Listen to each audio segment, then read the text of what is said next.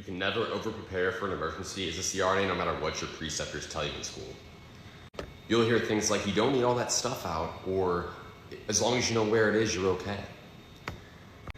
But when a real emergency happens, seconds matter.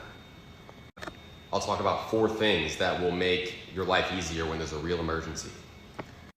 First, the mask. This wrapped up mask, if you're doing a MAC and you have to emergently convert the general or emergently bag a patient, you have to unwrap this mask, which takes a lot of time.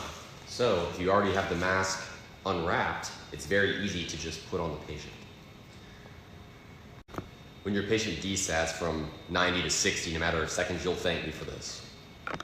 Second, if you're doing any non-endotracheal tube case, have a tube styletted and ready to go. You never know when you're going to need it. I had a case in endoscopy recently where the patient vomited early in the case, emergent intubation.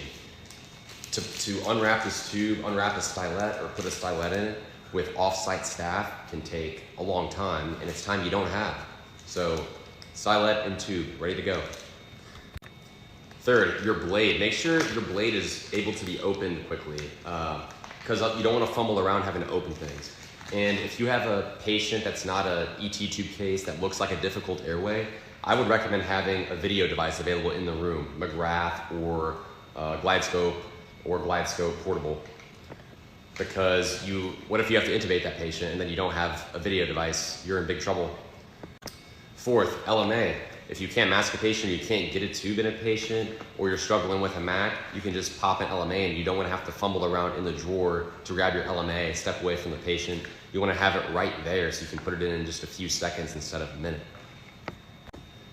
And lastly, your drugs. Having propofol drawn up is a savior, having sucks ready to go in a syringe is a savior. Because same thing, you have a MAC, you're converting to general, you can just go push, and then now you can mask or LMA or tube very quickly versus having to take the 10 or 15 seconds and draw this up, 10 or 15 to draw this up. Meanwhile, your patient's desaturating and in trouble.